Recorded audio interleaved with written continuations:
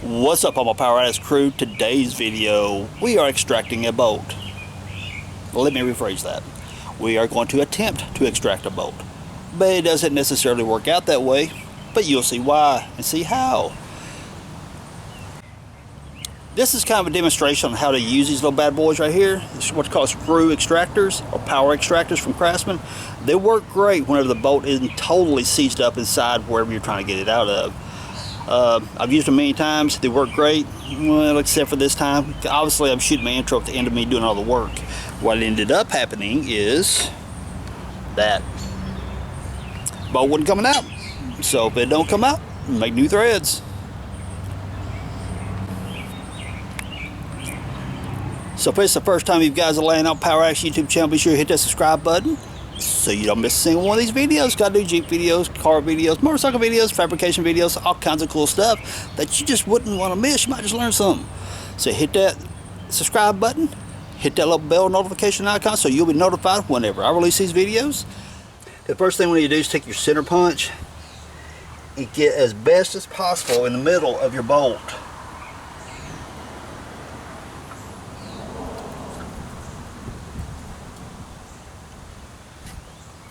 And push. This was one of those spring-loaded center punches. 1, bring it up till you feel it reset. 2, 3. I like doing it 3 times because make sure I got a good little divot right there, a little center mark in the middle of your bolt. Because it's very important that your bit does not walk. You know what? For kicks and giggles, I'm going to do it again. It really didn't give me no more, but hey, I feel better. So. Now, let's drill us a little bit of a pilot hole because we're going to be using these little easy outs here. And if we look at the size of the bolt, just maybe that one.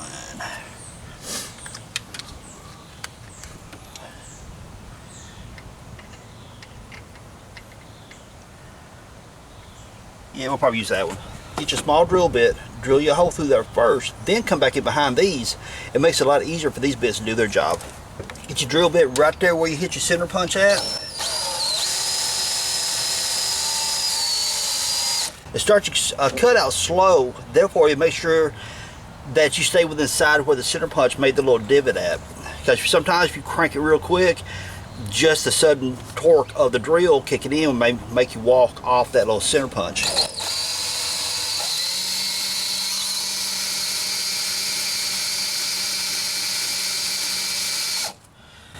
Okay, now I got a good little divot going there. Take spray a little. I'm using PB Blast drawing, but basically you just want a little bit of lubricant. Now over the past few days, I've been coming out here every so often and spraying PB Blast drawing that, hoping that it's going to make it easier.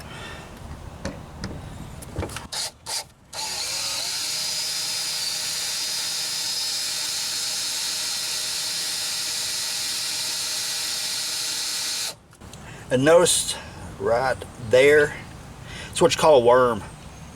It's a little metal shave. Whenever you got your drill bit speed proper and you got a good drill bit that's cutting like it should, you'll cut those little worms up like that. Otherwise, you'll just be throwing chips or not cutting at all.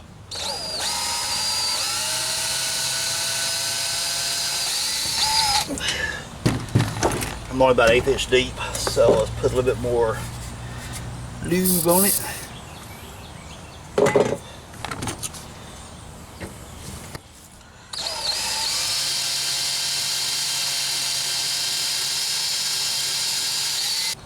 Now, one thing about drilling into hardened bolts like this, people get the mentality, okay, let's get the drill bit started, okay, it's cut, now let's crank the drill wide open. That's actually one of the worst things you can do because bolts are pretty doggone hard metal. So what happens is if you don't put the proper lubricant in there, or some type of lubricant, heck, you can use motor oil. But if you run your drill too fast, it heats the bit up and it ends up making the end of the drill bit dull and it stops cutting. You can see all the little worms I got pulling off there? That's because I'm taking it slow and easy.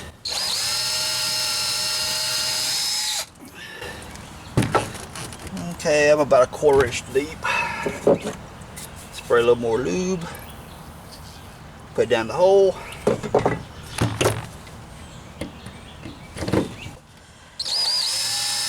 And lube does more than just make the drill bit slide easier. It cuts down on the friction. It also provides a way of cooling the bit so it maintains its cut. And it makes your bits last a lot longer, because you know these things ain't cheap. Okay, the next step we're going to do, we're going to take our little blowtorch here, we're going to heat it up. Now some people will argue the point as to whether you drill it first or not, whatever. My point of view on this is, whenever you heat something up, you get metal expansion and contraction. When it cools down, it contracts down. But when you got that hole in the middle of the bolt right there, it allows that metal to contract and expand more. Because why? Because the center of the bolt's pretty much gone. Now, did I drill all the way through the whole bolt? No, I did not, because I left a little bit probably down at the bottom of it. But these inserts in the floor pans here, or anything else that you're working with, pay attention to how far the threads are for this thread insert. These are about, I'm looking at one back here, and they're about a ½ inch down. That hole I've got drilled is deeper than ½ inch, so it allows that contraction and expansion to be below the threaded insert that's in the floor. So let's heat it up. Turn my torch on.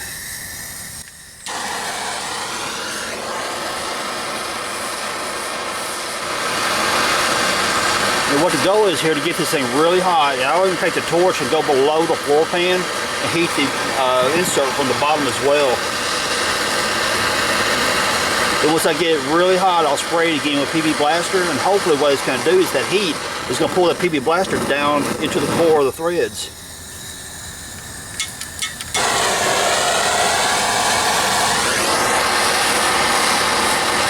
I'm using a propane tank, but I'd really rather use a MAP gas, but I don't have any. MAP runs a lot hotter. Now what I'm going to do from here, I'm going to go to the bottom of the floor pan, heat it up from down there as well, so I'm going to kill the camera for the moment. I'll be back with you guys in a bit. Okay, I was on the bottom side for about 5 minutes heating it up, and you can tell from the top side here I burned off a lot of crud where I've got it so hot. So I'm going to hit it a little bit more from up here.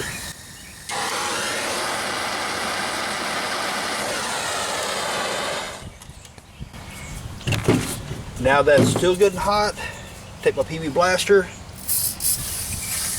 and drown the crap out of it. For one, it's going to make it super cool. It's going to cool super fast. And two, the capillary action of the heat, I'm hoping, is pulling the PB Blaster down into the threads of that and helping it release.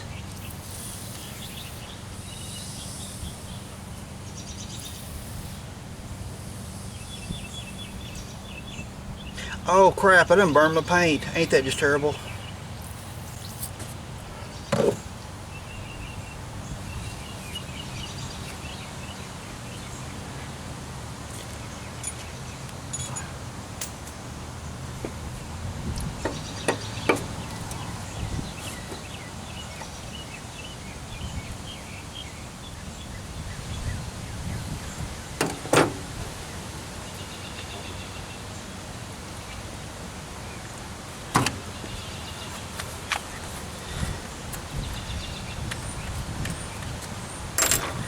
I'm going to switch over to my easy out piece, or my screw extractor, however you want to call it. Okay, for kicks and giggles, I used a 5/32 drill bit. Drilled it out a little bit more. This is the smallest screw extractor I had. I've got a good bite on it, and I've been taking my wrench and turning and pushing and trying to make it break loose. The bolt's not breaking loose. So what am I going to do next? I'm going to step the drill bit up one more level to put in the next biggest one and see if I can move it with that.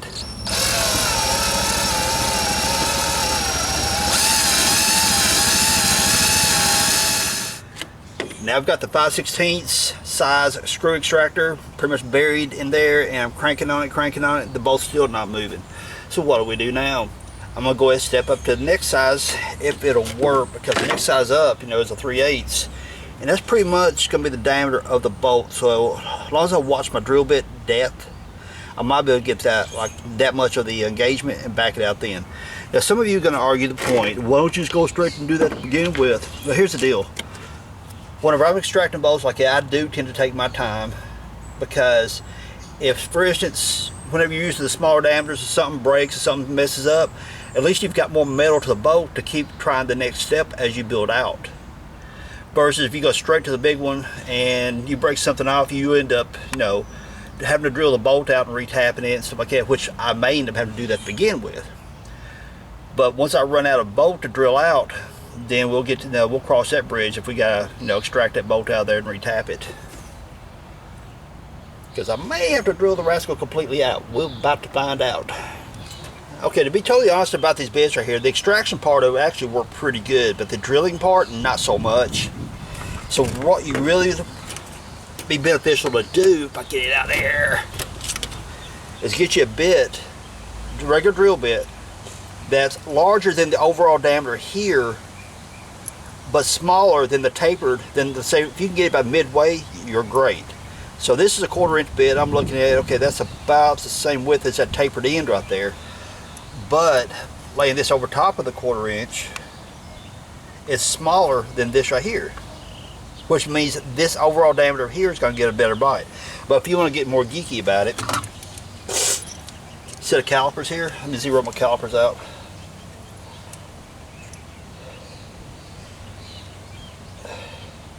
I'm surprised these calipers are here still going. These things, my shop got flooded back in 2010, and when that big flood hit Nashville, I had probably 8 inches of water inside my shop, and it just happened that I left, like an idiot, left these laying down low. So overall diameter, excuse me, 249 thousandths. So that same 249, let me just put my calipers back. I mean, you can see right there the lanes where the water was.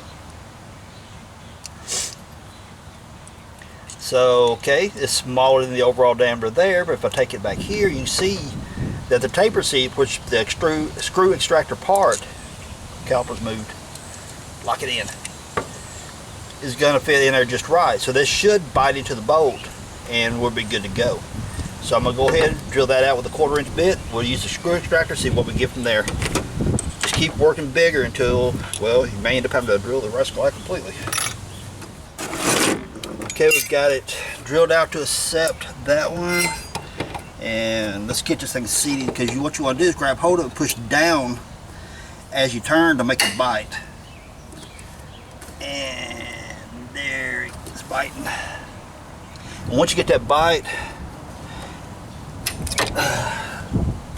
I'm going to grab me a wrench so I can put better torque on it from here. Okay, at this size here, I've got me a number 8mm wrench. I'm going to put on here so if we can get anywhere with this thing. I'm not being very optimistic about it turning loose, to be honest with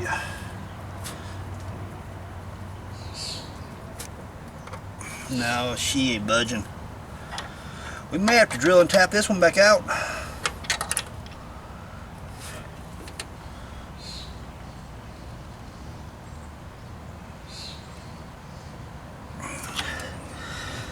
Well, she ain't called Project Rust Bucket for nothing.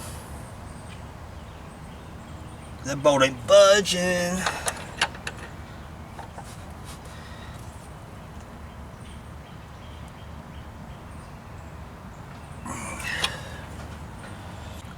So I'm going to try one more thing before I call it quits. I'm going to get my torch. I'm going to go from the bottom again. Get that sucker super hot. And see if that'll break it loose.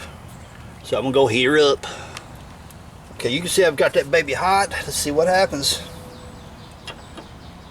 Come on, girl. You can do it. You can do it. Come on, come on.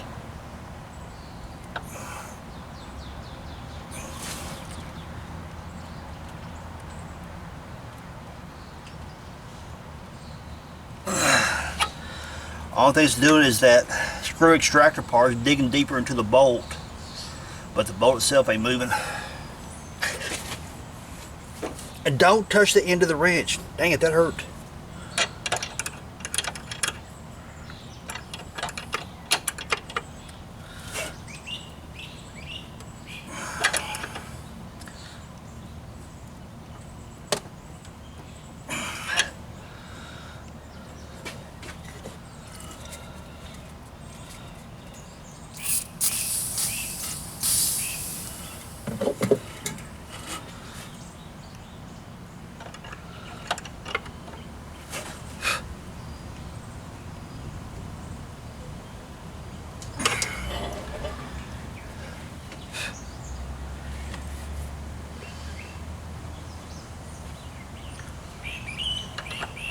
heat is creeping up the wrench right now. It's starting to get hot.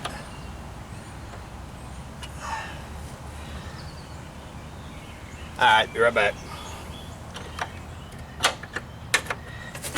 I got a wrench that the head right here is a little bit thicker on the flanges because I saw that one was flexing a little bit where I was pulling so hard on it.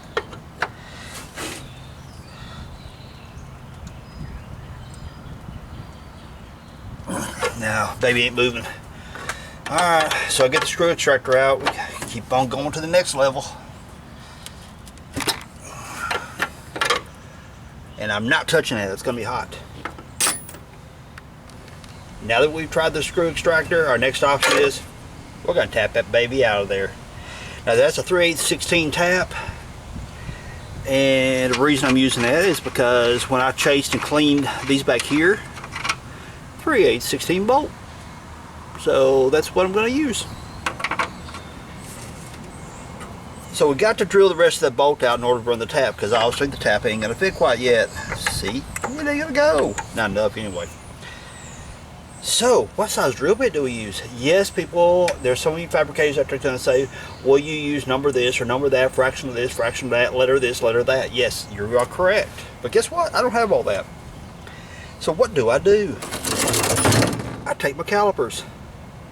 I'll measure, not this hole obviously, but one of the holes existing.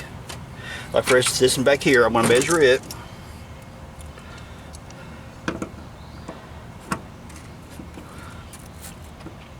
Now bring my calipers out, I'll lock them in, and I've got 332 thousandths roughly. So, what size am I going to use with that? Well, this is our tap we're going to use. What did I do with it? We're going to use a 5/16 because this bit comes just about with every small drill bit kit you can buy. So it is just a tad bit smaller than that, or even the hole that I measured back here in the back, which is okay because when we get through drilling that out, it's going to leave enough meat there that, for one, it's going to allow us the tap to bite into the it's going to allow the tap to bite into it and cut down through there to drill us to tap us some new holes.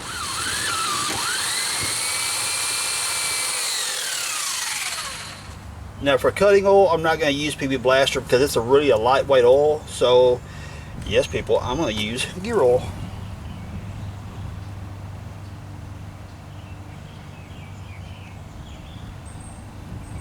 While I had left over from lubing a diff. Well, a little bit I had left over. And what you want to do is put it down there, even on both sides, turn till you feel it bite. And yes, once I start getting a few revolutions, I'm going to start hitting the hump right here, which we'll get into a different scenario, different way of turning it when that happens. But first you got to make the tap bite.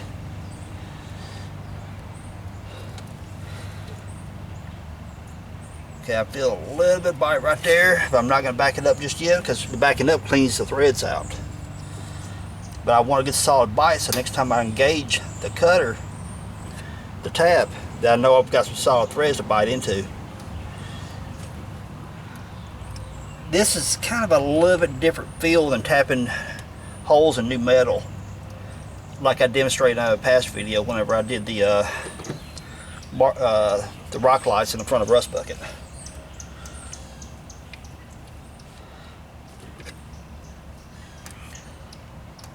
Because what you're playing with here is some existing threads, plus the bolt is in there where you had to drill out.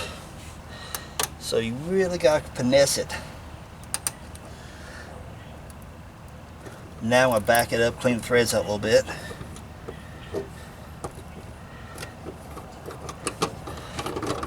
Okay, I feel a little bit of a notchiness right there, so I'm going to get right on that notchiness.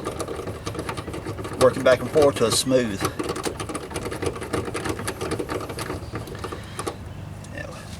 Drop me some more lube.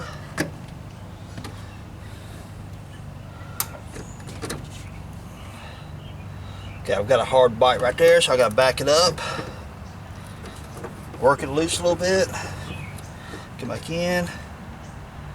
Cut it a little bit. Okay, I feel hard. Back it up to the notchiness is gone. Like right there, I feel notchy. Right there, it don't.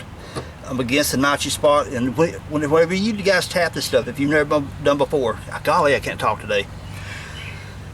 For those of you who have tapped threads before, you know what I'm talking about whenever I say you feel that notchiness. Those of you who have not, you'll figure it out real quick, because right there it's kind of hard to turn, but right there, boom, it turns free again. So you want to get that where it's notchy and work it back and forth on it till it's smooth. Okay, we're good there. Get a little more turn out of it. We're getting closer and closer to this hump. Okay, I've got a hard cut right there. Back it out, move it a little bit.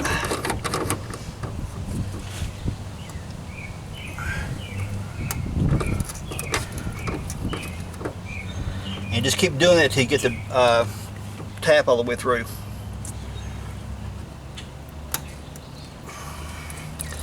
Now if it gets hard to turn, don't just get all He-Man on it and forcing it, because that's when you end up breaking your tap. Those things are not fun to bring out of there. That's a much harder steel than you're working with on this or even your bolt. So work it back and forth a little bit. Clean that up, make it smooth. A little more cut. Bring it back, notchy right there, feel it smooth. Turn it till it's smooth. Put a little more lube on the threads.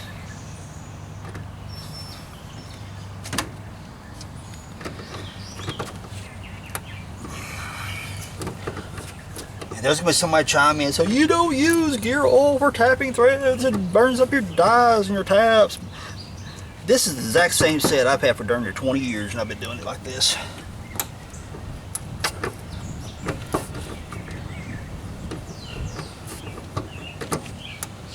And they're not even the super high dollar expensive ones.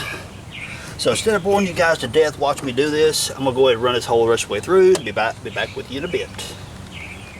Okay, remember a moment ago I told you guys that this handle will start contacting the hump? Well, you see right there that little arc where this handle will swing around hitting it, and the more cut I make, the more harder it's going to hit, so on, so on, so on. So what do? Well, first I'm going to put a little more lube. You can't have too much lube now. Put this little tap adapter in right here. If I hit, there it is. And it engages over top of that. Now you can get a wrench up here.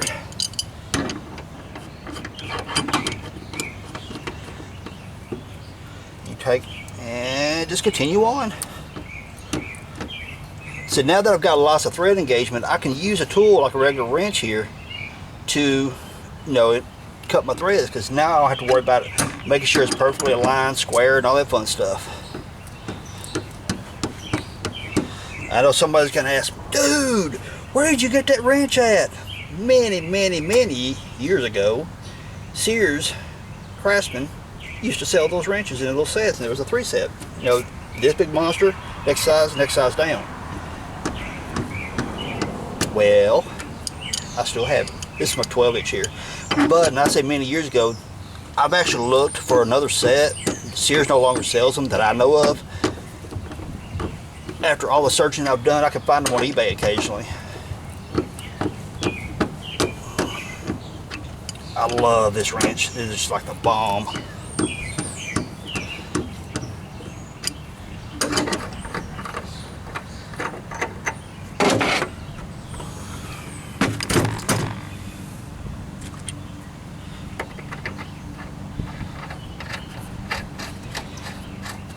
And there you go. We can run our bolts in now. Sweet!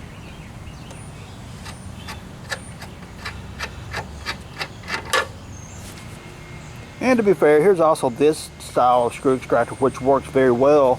You can really lay down the torque with these right here. But whenever you get a situation like what I was working with on Rust Bucket, where the bolt's not going to come out no matter what, yeah, it doesn't matter what you use, points pretty well mute, and you just have to drill it out and tap it. This is the bolt that comes out from your spreader bar, because it came out of that rig right there. And that was long before my YouTube days. I drilled it out and backed that bolt out of it right there. That's one that cooperated. Anyway, I just found that laying there because I'm looking for some bolts and stuff, and found that. I said, hey, I'm going to show you guys this real quick. Did you guys learn a little something from this video? If you did, hit that thumbs up. Hit that subscribe button so you don't miss any of these videos now, alright? And also, down in the comments, leave me some cool comments, or even tell you what, better yet, you seen what I did to try to get that bolt out of there. If you guys got cool tricks that works on a very consistent basis, leave it down in the comments.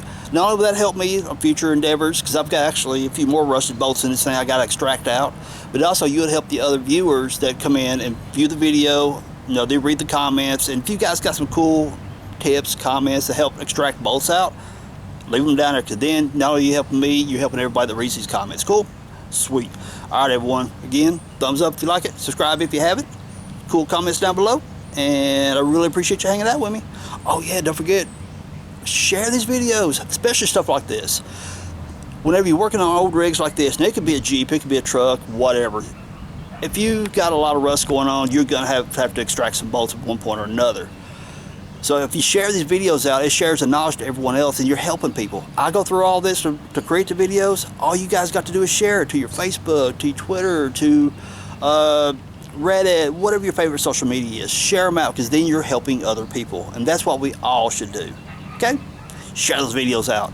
All right, everyone. Peace out. Later, y'all.